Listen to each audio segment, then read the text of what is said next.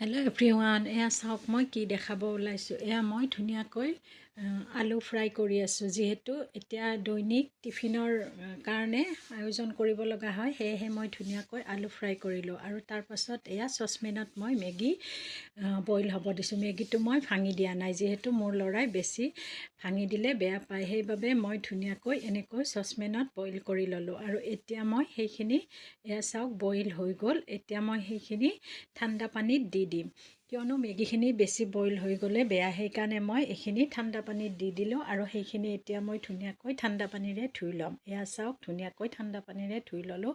মেগীখিনি গলি যোৱা নাই আৰু ধুনীয়া ডাঠ হৈ আছে।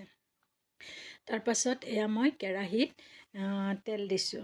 চাব, কেৰাহীত মই বেলেগ একো দিয়া নাই, খালী কেৰাহীত অকণমান খালী তেল দিছোঁ। আৰু তাত এয়া মেগীখিনি দি দিলোঁ। এতিয়া মই মেগীখিনি ধুনীয়াকৈ সেই তেলখিনিত অলপ সময় ফ্ৰাই কৰিলোঁ। এয়া চাওক মই অলপ সময় ফ্ৰাই কৰিলোঁ ধুনীয়াকৈ। মই যিহেতু এতিয়া ৰাতিপুৱাৰ খোৱা লোৱা কাম কৰি আছোঁ, সেইবাবে মই বেলেগ কাম কৰা নাই। মোৰ বেচিনৰ ওচৰত বহুত বাচন ভৰ্তি হৈ আছে, আপোনালোকে হয়তো দেখিছে। এইবিলাক মই পিছত কৰিম। মেগীখিনি ফ্ৰাই কৰি তাত মই আলু দি দিলোঁ। ফ্ৰাই কৰি থোৱা আলুখিনি ধুনীয়াকৈ দি দিলোঁ আৰু অলপ সময় ভালদৰে ফ্ৰাই কৰিলোঁ। আৰু এতিয়া মই মেগী মছলাখিনি তাত দি দিলোঁ। এই মেগী মছলাখিনি দি মই সেইখিনি আকৌ ধুনীয়াকৈ ফ্ৰাই কৰিম। অলপ বেছিকৈ ফ্ৰাই কৰিম, যাতে সেইখিনি কালাৰটো ভাল হয় আৰু খায়ো টেষ্ট লাগে।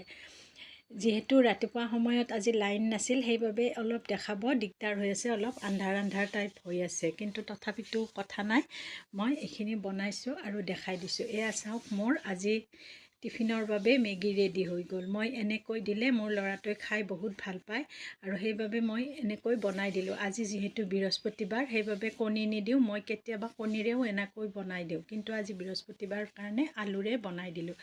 আৰু সেয়েহে মই আপোনালোককো দেখাই দিলোঁ মইনো ল'ৰাৰ টিফিন কেনেকৈ দিওঁ। এয়া চাওক বটল আৰু টিফিন ৰেডি হৈ গ'ল। ইয়াৰ মাজতে এয়া চাওক মোৰ ল'ৰাই ধুনীয়াকৈ ঘি ভাত খাই আছে। সি যিহেতু ঘি ভাত খাই